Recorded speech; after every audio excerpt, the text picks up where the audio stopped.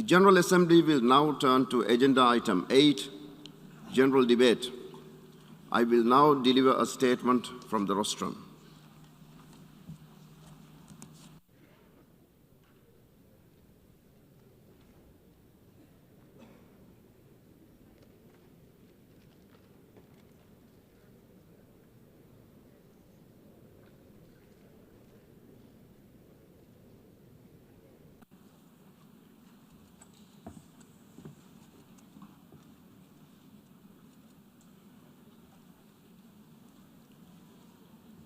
Bismillahir Rahmanir Rahim. Your Excellencies, Mr. Secretary General, distinguished ministers, I am honored to welcome you all to the opening of the general debate as we kick off the high-level week of the 76th session of the United Nations General Assembly. I'm even more pleased to welcome all of you back to an in-person session of the General Assembly. A year and a half, we have suffered in silence and in anxiety. A year and a half, we have worried, we have grieved, and we have waited. Let us wait no more. Excellencies, I would like to express my deep gratitude to His Excellency Volkan Bozkır, President of the 75th session, for his stewardship of this august General Assembly during very trying times. I would also like to thank the Secretary General for his leadership and wisdom and look forward to working with him. I must also express heartfelt gratitude to both President Ibrahim Mohamed Saleh and the people of the Maldives for putting their faith and trust in me.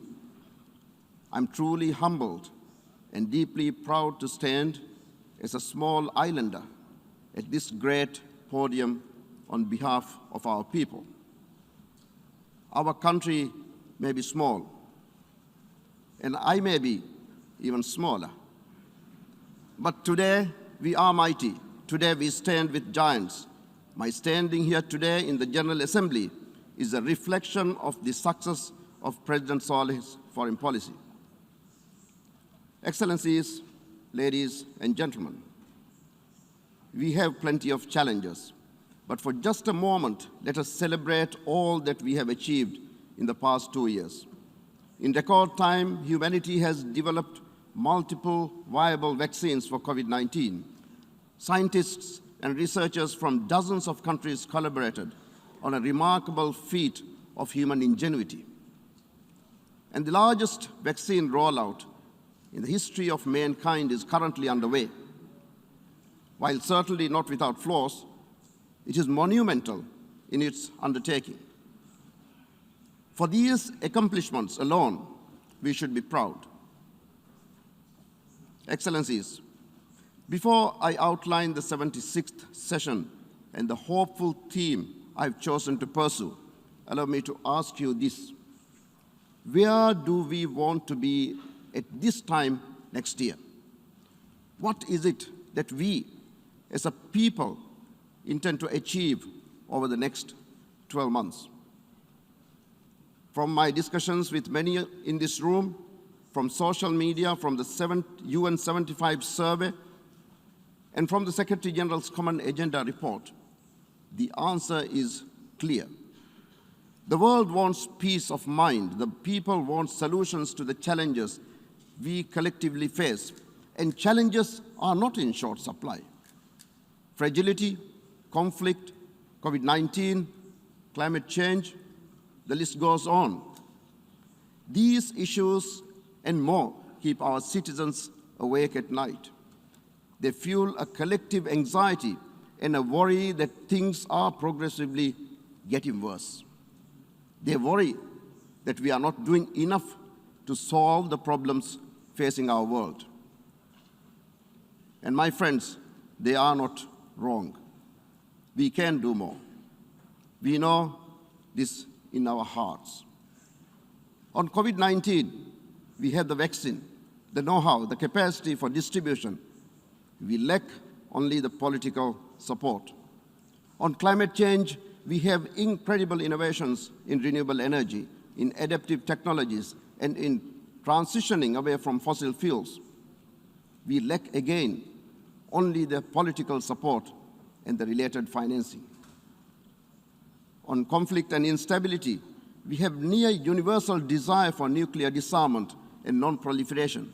Yet, we falter at the finish line, leaving treaties unratified.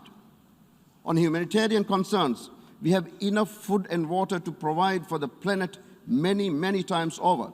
Yet, there's genuine fear that we will see the return of famine and the impacts of drought. Hundreds of millions will require humanitarian assistance by year's end. My friends, there are moments in time that are turning points, and this is one such moment. We can choose a path of isolationism, of mutual destruction, of a slow retreat of human experiment, or we can forge together a new path, a sustainable and resilient path that changes the future of our planet. COVID-19 may have been a tragedy of the grandest scale, but it may also have been a canary in the coal mine, warning us of the perils we face if we continue to drag our feet, to avoid making the hard but necessary choices. Excellencies, I wholeheartedly believe in the power of humanity to overcome these challenges. You cannot live in the Maldives and face the existential threat of sea level rise without having hope on humanity. Well, that hope extends far. I'm hopeful that we too can overcome differences, that we can bypass protocols and obstacles to transform our societies. With this hopeful vision for a better tomorrow, I intend to pursue 5 rays of hope that will direct the efforts of the General Assembly this year. First, I will stand firmly behind the need to ensure vaccine equity, to vaccinate the world. As President of the General Assembly, I intend to host a high-level meeting on just this issue and to address the practical obstacles that have emerged around supply, storage, and distribution.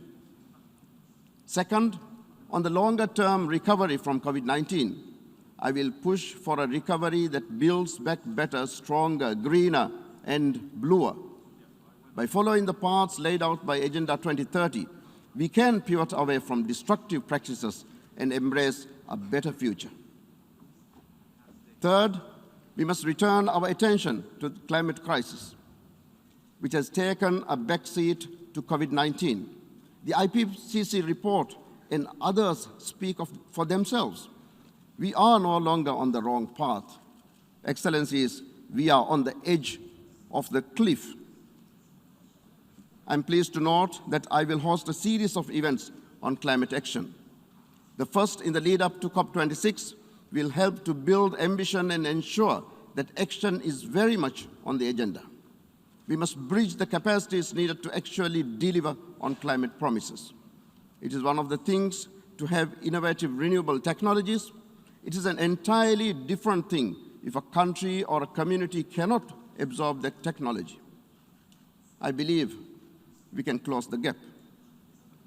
Another event later in the session will acknowledge the other major environmental efforts underway on the ocean, on desertification, on biodiversity, and will aim to address these interlocking issues during this super session on the environment. My fourth ray of hope focuses on human rights, one of the fundamental pillars of our organization. We must uphold the principles of the Universal Declaration of Human Rights above all else, particularly during moments of conflict or strife, as we have so recently seen. We must also endeavor to always empower and support those most vulnerable and those who have been disadvantaged.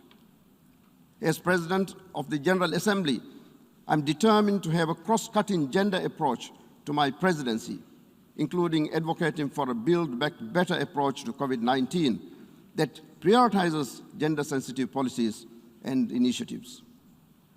Fifth, and finally, UN reform and revitalization must continue, and it must also continue here in the General Assembly. This is not about balance of power. This is about efficiency. Every organ of the United Nations must be at its peak, must be able to deliver as it was intended to. One of the first things I will do in this regard is to listen to our constituents by engaging better with the civil society organizations and by bringing more youth on board, such as through our Youth Fellowship Program. We will hear about the priorities that matter to people and come to know new ways that the General Assembly can make a difference. Excellencies, ladies and gentlemen, allow me to remind you of what this hall represents. Out of the ashes of the greatest war, of the greatest atrocities of human history, we came together and agreed to collaborate to tackle the challenges we face. For the 7+ billion constituents around the world, this is what they see when they think of the United Nations. Iconic world leaders standing before a marble green backdrop, debating not whether to help, but how to help. Let us not let them down. We have never been so technologically advanced. We have never been so connected. We have never had the wealth, the resources, or the know-how that we have now. There's nothing in our path to stop us but ourselves. Let us be the United Nations that people want us to be. Excellencies, ladies and gentlemen, in the darkest days of the pandemic, when cities were shuttered and vaccines still a dream, the peoples of the world came together as never before. They left messages of support on their windows. They sang for each other from balconies. They clapped in the evenings for their frontline workers, their heroes. They prayed in unison, asking for that miracle that could give us back the normalcy that we took for granted. It was hope and a sense of shared humanity that allowed them to do this. Let us give them hope now. I thank you.